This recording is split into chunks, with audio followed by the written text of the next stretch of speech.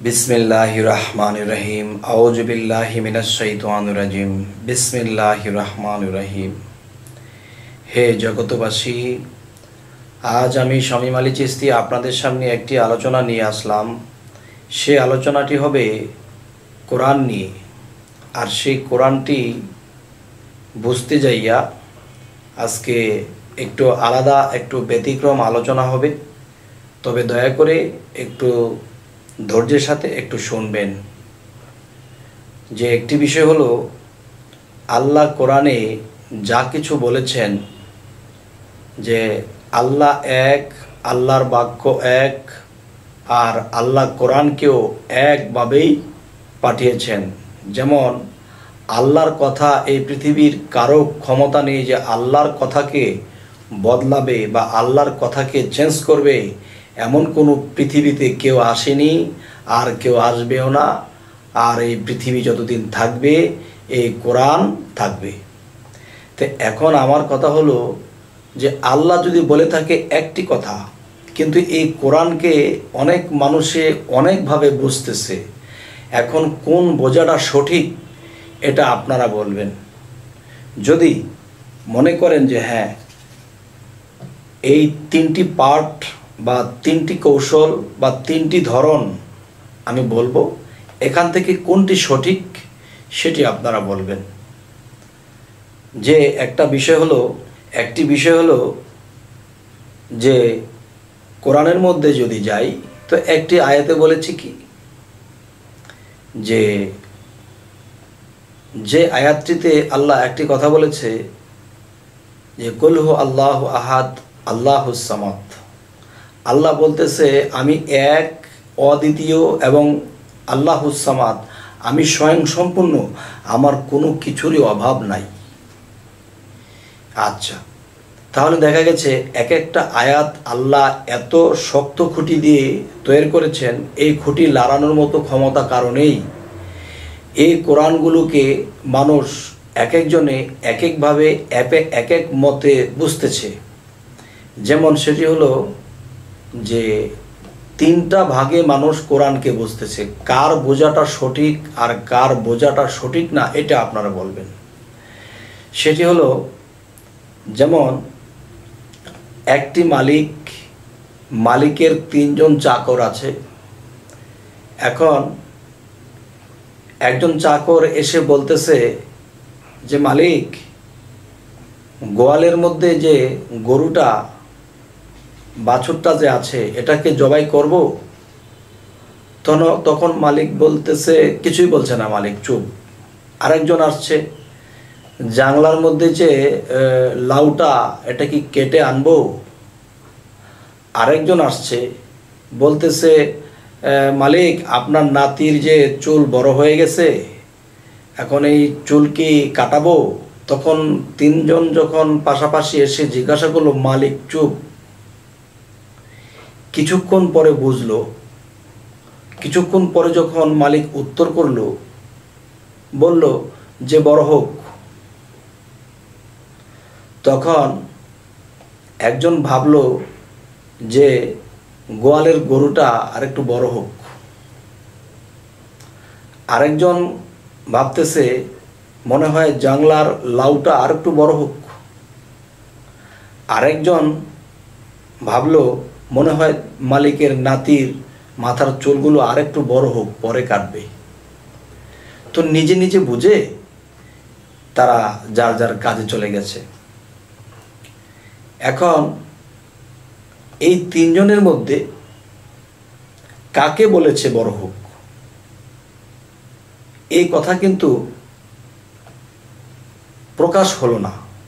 তখন বড় হোক শব্দটি যখন চাকররা শুনতে পারলো, তখন তারা যার যার কাজে চলে গেছে। তারা এগুলো আর কিছুই করলো না। তখন মালিকের বাড়িতে মেহমান আসবে। এখন বলতেছে কই গরুর মাংস কই। বলতেছে যে আমার নাতির চুল এখনো বড় রইল কেন, আমি না কাটতে বলেছিলাম। তখন বলল মালিক আপনি না বলেছেন বড় হোক। তখন মালিক কাকে বলেছে বড় হোক, যে এক কথায় তিনজন বিদায় হলো। তবে এই পৃথিবীতে মানুষ এই 30 পারা কোরআনটাকে বুঝতেছে, পড়তেছে, বুঝতেছে। এখন এই তিনজনের মধ্যে কাকে বলেছে মালিক যে বড় হোক? এখন তারা কিন্তু কেউ শিওর না যে আমাকে বলছে, সে বলতেছে আমাকে বলছে, সে বলতেছে আমাকে বলছে। আসলে মালিক কাকে বলছে যে বড় হোক? এই তিনজনের মধ্যে এক কথায় কি তিনজনকেই মালিক বিদায় করলেন, নাকি প্রথম যিনি বলেছিল তাকে বললেন? এটা কিন্তু শিওর রইল না। তাহলে এখানে শিওর যে উত্তরটা সেটা কি হবে? আসলে মালিক এই তিনজনের মধ্যে কাকে বলেছে? যদি বলা হয় যে না, তিনজনকে এক কথায় বিদায় করা হয়েছে, তাহলে মালিক কেন বলল যে আমার বাড়িতে যে মেহমান আসলো গরুর মাংস কই? তাহলে এই কথা তিনি বললেন কেন? তাহলে তিনজন যদি বিদায় হইতো তাহলে ওনাকে এই কথা বললো কেন? নাতির চুল এখনো বড় কেন, কাটা হলো না কেন? তাহলে এই পৃথিবীতে মানুষ কয়েকটা ভাগে কোরআনকে বুঝতেছে। আমি 3টা ভাগ তুলে ধরেছি। মূলত মালিক কাকে বলেছে এবং কারা এটা ভেবে নিয়েছে, ধরে নিয়েছে। তো আজকের যে আলোচনা, যে কোরআনের মধ্যে আল্লাহ মূলত কি বুঝাইতে চাইছে, যে একটি কথাকে 3টা স্তরের মানুষ 3 রকম বুঝতেছে, আসলে কার বোঝাটা সঠিক এটা আপনাদের কাছে আমার বলা রইল। আপনারা অবশ্যই এই কথার ফয়সালাটা আমাকে কমেন্টে জানাবেন যে আসলে বিষয়টি কি। হে জগতবাসী, আজ আমি কেন এই কথাটি আজকে তুললাম? তো যেমন এই কোরআন শরীফটা হযরত মুহাম্মদ সাল্লাল্লাহু আলাইহি ওয়াসাল্লামের কাছে ওহীর মাধ্যমে নাজিল হয়েছিল। এখন ওহীর মাধ্যমে এই কোরআন নাজিল হয়েছে। এখন ওহী বোঝার শক্তি যাদের নাই, তারা কিন্তু এই কোরআনটাকে আনুমানিক বুঝে নেবে, আর আনুমানিক জিনিসটা ফল্ট হবে। যেমন আল্লাহর সাথে হট কানেকশন ছিল হযরত মুহাম্মদ সাল্লাল্লাহু আলাইহি ওয়াসাল্লামের সাথে। তখন দেখা যায় যে কোনো একটা সমস্যা হলে আল্লাহর কাছে ফরিয়াদ করতেন, তখন জিবরাইলের দ্বারা খবর পাইতেন। তো এখন একদল আছে, তারা বলতেছে যে এখন ওহীর দরজা বন্ধ। ওহী শব্দের অর্থ কি? খবর। তাহলে আল্লাহর তরফ থেকে খবর বন্ধ। তাহলে এই খবরাখবর কে আনতো? নবীজির কাছে ওহীর মাধ্যমে খবরাখবর কে আনতো? জিবরাইল আনতো। হযরত মুহাম্মদ সাল্লাল্লাহু আলাইহি সাল্লাম তিনি নবুয়ত খতম দিয়ে চলে গেছেন। মুহাম্মদ সাল্লাল্লাহু আলাইহি সাল্লাম বলে গেছেন যে আমাকে দিয়ে নবুয়ত খতম। তাহলে হযরত মুহাম্মদ সাল্লাল্লাহু আলাইহি সাল্লাম তিনি আল্লাহর দোস্ত, বন্ধু। তবে এই পৃথিবীতে ওলি শব্দের অর্থ আসছে বন্ধু। এই পৃথিবীতে ওলিয়া উলিয়া যাহারা আছে তারাও তো আল্লাহর বন্ধু। হয়তো হযরত মুহাম্মদ সাল্লাল্লাহু আলাইহি সাল্লাম বড় বন্ধু, আর ওলিয়া উলিয়া যাহারা আছে তারা ছোটখাটো বন্ধু। ছোটখাটো বন্ধু হলেও তো বন্ধু। তো আজকে যে আলোচনাটি করতেছি, এই আলোচনাটির মূল বিষয় হলো যে যদি বলা হয় যে ওহীর দরজা বন্ধ হয়ে গেছে, তাহলে ওহী কে আনতো? জিবরাইল আলাইহিস সালাম আনতো। এখন জিবরাইল কি বন্ধ হয়ে গেছে? জিবরাইল কি মারা গেছে? না, মারা যায়নি। তাহলে এই জিবরাইল এখন কোথায়? জিবরাইলকে কি আল্লাহ আসমানে বসাইয়া খাওয়াইতেছে? না, তাও না। তাহলে সে কি করতেছে? সে এখনো পর্যন্ত সেই ওলিয়া উলিয়া আল্লাহর যারা বন্ধু, তাদের কাছে এখনো পর্যন্ত সেই ওহী, সেই খবর আনতেছে। যদি বলা হয় না, মানলাম না, তাহলে যারা এই স্তরে নেই তারা মানবে না, তারা বুঝবে না। তবে দেখেন, এই পৃথিবীতে নবী চলে যাওয়ার পরেও অনেক ওলিয়া উলিয়ারা নিজের মৃত্যুর খবরটা বলে গেছে। আমি এমুক দিনে এত তারিখে এমক সময় আমি চলে যাব। কি করে বলল? তাহলে তাদেরকে আল্লাহ বন্ধুদেরকে সম্মানের সাথে আগেই তাদেরকে জানিয়েছে, হে বন্ধু, তুমি এমুক সময় এমুক দিনে তুমি চলে আসবা।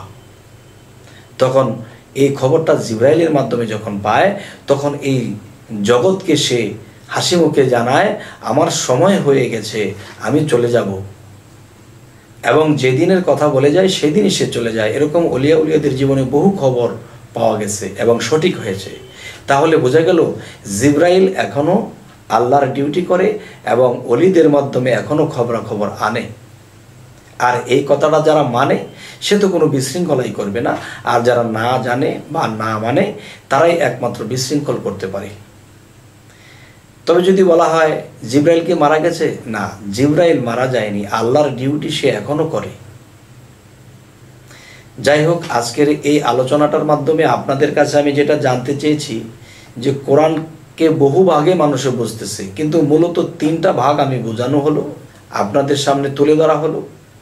এখন আপনারা বলবেন যে এই 3টা ভাগের মধ্যে, এই 3 জনের মধ্যে কাকে বলা হয়েছে যে বড় হোক। হে জগতবাসী, আজ এ পর্যন্তই রাখলাম। সকলেই ভালো থাকবেন, এবং আমাদের চ্যানেলটি যদি আপনাদের ভালো লাগে অবশ্যই সাবস্ক্রাইব করবেন, এবং পরবর্তী ভিডিওগুলো আপনারা পেয়ে যাবেন। তো আজ এ বলেই রাখছি। আল্লাহ হাফিজ।